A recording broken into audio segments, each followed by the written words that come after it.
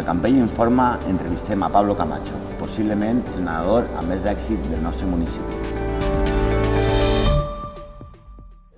Pablo, ¿podrías contarnos cómo es el salvament de competició? Sí, pues, home, el salvament va començar en països com Austràlia o Estats Units, on feien proves de selecció per a socorristes de la platja. És a dir, allí el socorrisme està molt reconegut, és una professió molt reconeguda, i en aquestes proves la gent es va adonar que hi havia molt de públic, és a dir, molta gent de la platja i de més s'arrimava a veure socorristes com competien per un puesto, és a dir, per un puesto de treball al final.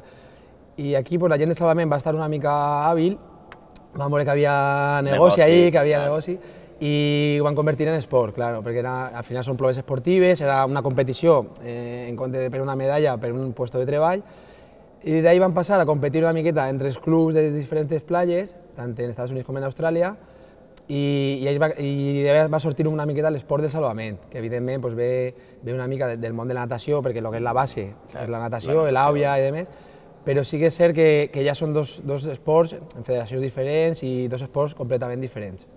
Molt bé. I com vas començar tu, com vas conèixer aquest esport? El món de salvament. El món de salvament jo vaig començar perquè jo vaig començar a nedar en Alacant, és a dir, jo competia en natació, estava en un club de natació, i els meus entrenadors en aquell moment, que eren Mamen i Elu Sanguino, els divendres, nosaltres, no sé si una mica per a que no siga tot nadar i tan monòtono, els divendres ens feien, es veu que vam veure a nivell europeu i tal, Elu era àrbit de salvament ja a nivell europeu, entonces els divendres ens feia una mica com entrenaments de salvament. I es donava compte que ens agradava més o disfrutava més fent del salvament perquè al final és en material, és en equip i demés. I ja d'ahir vam passar a fer, aunque érem un club de natació, anàvem a competir també fent campionats de salvament. I a poc jo penso que el salvament va anar guanyant-li la partida a la natació i vam acabar fent completament salvament i vam deixar, aunque competíem en natació perquè al final l'entrenament de natació és igual que el de salvament o la base és la mateixa, entonces vam acabar, com era més divertit per a nosaltres o més ameno d'entrenar, sempre tiràvem cap al salvament i jo crec que això va ser una mica els inicis del salvament. El que va fer la xispa, no? Claro, com va començar el salvament va ser això, ja et dic, gràcies al meu entrenador que estava clavat ja en el món, a Elu, que estava clavat ja en el món del salvament, i ens va enganxar una mica a tots i és veritat que una vegada comences, ja comences a viatjar, vam començar, no era molta gent la que competia, entonces ens coneixien tots, fas vínculs i demés, i al final els viatges i demés t'enganxa una mica i és molt divertit, no sols en piscina i proves de platja, nosaltres tenim molta facilitat per entrenar en la platja i demés, entonces ho teníem fàcil, ens agradava i ja t'he dit que així anàvem a començar. I podies explicar-nos com és una competició de salvament? Per la major part de la gent no sap com és. Sí, a més, jo quan dia vaig a competir en salvament, la gent me deia, salvament, a nadar o a competir? Digo, no, salvament, no és natació, és salvament. La gent pensava que anava a nadar o que no sabia molt bé que era un esport. Aquí en Espanya, de fet, avui en dia hi ha molta gent que jo crec que no ho coneix. És molt fàcil, es parteix té dos parts el campionat, és a dir, una part de piscina, on hi ha diferents proves de piscina. És a dir, hi ha una prova de passar obstacles per baix, que és nedar per obstacles per baix, remolcar maniquís. Clar, es fan maniquís perquè si no cada persona és d'una manera diferent i no seria igual per a tot el món. Llavors posen uns maniquís en les mateixes condicions per a tots, clar. Hi ha aletes, sense aletes, en material de rescat, sense material. I després hi ha unes proves de platja, que sí que és de veure que aquí no es veu molt el mateix material, però en Austràlia, als Estats Units i demés sí que es veu que són tables de socorrisme, esquí de socorrisme, que és com una piragua, i en la platja es fan de córrer per l'arena, de rescatar una persona a la taula, d'anar nadant. És molt bo perquè té part individual i molta part per equipos, que al final és el que te motiva una mica més el competir per equipos.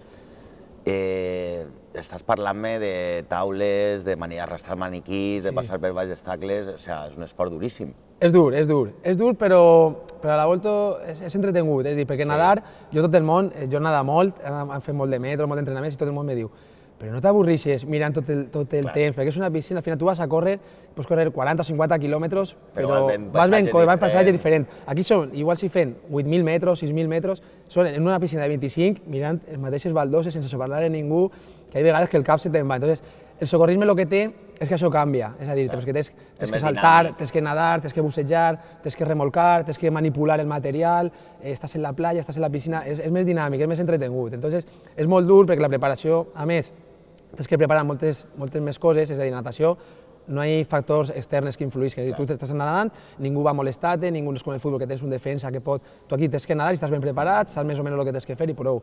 En socorrisme canvia la mar, el material pot no enganxar-te bé, o sigui, hi ha més factors que influïssin. Entonces, fa més ameno, és molt dur, però a la vegada és més divertit. Molt bé. Exactament. I tu has competit així en Espanya, però també has competit fora d'Espanya. Sí, nosaltres... Inclús has anat a Austràlia... Austràlia, Estats Units, a 2 campionats del món. Nosaltres hem competit en Espanya pràcticament per tota Espanya, hem canviat d'Espanya, regionals i demés. Després, a nivell europeu, també hem fet campionats on ens han convidat, campionat d'Europa i demés. I després jo, particularment, he anat a 2 campionats del món, un en Austràlia i abans vaig anar als Estats Units, també. Que evidentment a mi m'ha cridat l'atenció perquè aquí a Espanya pràcticament anaven als campionats i pràcticament en les platges allí molestàvem, com era, ja estan estos allí fent... I quan jo vaig arribar, per exemple, a Austràlia, en l'aeroport havia una pancarta rebem-nos, la publicitat dels carrers, de rellons... Jo m'he comprat me'n recorde, la primera vegada que vaig arribar vaig comprar uns cereals per a desayunar i en la caixa de cereals de Kellogg's la publicitat era uno que competia contra nosaltres d'Austràlia, era el que estava en la portada de... Jo diria igual que en Espanya, que ahí no ens coneix ningú i demés, però bueno, que després tenien la televisió, l'helicòpter, grades en la playa, hi havia un desarrollo que jo vaig arribar, me vaig quedar una mica assustat, jo pensava que anava a ser com així, saps? Però sí, la veritat és que és una experiència molt gran i de dir que per almenys ahí sí que se valora d'una altra manera i demés, però bueno, jo suposo que passa molts de deports minoritaris aquí tot el que és del futbol i del bàsquet i demés pareix una mica... És un poc que siga estrany, no? Claro, pues jo suposo que serà una mica així. Sí, i com te sents tu, un campellero, allí de repente en Austràlia, la platja plena de grades... Sí, però la veritat és... Jo la primera experiència va ser als Estats Units, que ahí encara era més xicotet, i ahí sí que me recorde que jo en aquella època vaig vindre a l'Ajuntament i me van donar una sudadera que posava el Campello, perquè és veritat, bueno, no és l'Ajuntament d'aquí, sinó jo crec que passa en totes bandes, que aquí hasta que no fas algo, se t'ajuda després. És a dir, tu una vegada has aconseguit alguna cosa, després se t'ajuda, però en aquella època jo anava a demanar... Bueno, és cert que en Austràlia sí me van ajudar, però antes me van donar una sudadera i jo vaig arribar allí, la meva sudadera del Campello, en Orlando, me'n recorden, en Orlando, en Estats Units, y una la sudadera del Campello, la yo me miraba con el Campello, ¿qué club es este? O que ningú coneixia el Campello, claro. Però jo anava a la meva sudadera i jo me recordo que cridava a ma mare, m'ha fet la foto en la sudadera del Campello allí, ja no sé què, me va fer il·lusió, saps? Claro. I després sí que és de veres que ja una vegada vaig anar al primer mundial, el segon, el govern d'entonces sí que me van ajudar econòmicament, en patrocini i demés, sí, però ja, el que conté, és dur perquè hasta que no fas algo primer, ja, però passa aquí passa en totes bandes, en tots els esports, saps? Que jo crec que hasta que no fas algo hasta que no destaques, no se te reconeix, que tendría que ser antes que es lo difícil, es decir, arribar allí és lo difícil. Apostar per l'esport de base, però això moltes voltes és més difícil. Claro, i sobretot en esports així no tan conegut, claro, és més difícil. A mi jo entenc que costa més, una aposta a un esport que no és molt conegut, costa més sempre soltar els diners que a millor un deport que és més segur, claro. Al final jo penso que jo suposo que serà com un negoci, dir, apuesto a caballo ganador, que es diu, o aquí ens la juguem una miqueta, no soltem diners i aquí esto no ho veiem per ninguna banda, saps? Entonces, però bueno, jo d'aquí si puc demanar que ajuden als esports minoritaris i demés, que és molt dur i costa molt d'arribar. Molt bé. I quin ha sigut, tu creus, el teu millor moment de la competició? Jo tindria dos moments. El primer moment tenia un molt roïn, però a continuació, o sigui, el pitjor i el millor, a continuació. A mi va passar, jo estava, quan tenia, no sé si tenia 17 anys o 16 anys, en el Campionat d'Espanya de júnior, que era la meva edat, jugant-me entrar a la selecció, anar al Campionat d'Europa en la selecció espanyola. És a dir, fa el Campionat d'Espanya, segons els resultats, d'ahir surt la selecció per anar a l'europeu. I jo en la meva prova, una de les meves proves, en la final, que jo havia guanyat, me van descalificar. Un àrbit que jo, o sea, un àrbit que després jo he parlat amb ell, jo coneixia, a més, me recorde que van tindre i van discutir, i després m'entràvem en cotxe junts cap a Alacant, perquè l'àrbit era d'Alacant. Bueno, me van descalificar, claro, per a mi era un trauma molt gran, perquè jo la meva prova estava jugant-me a anar al Campionat d'Europa, a la selecció i demés. I això era dels pitjors, però a continuació vaig anar al Campionat d'Espanya absoluto, com per dir, bueno, ja m'han descalificat, vaig intentar-ho en este campeonato, y ahí vas a quedar segon absoluto.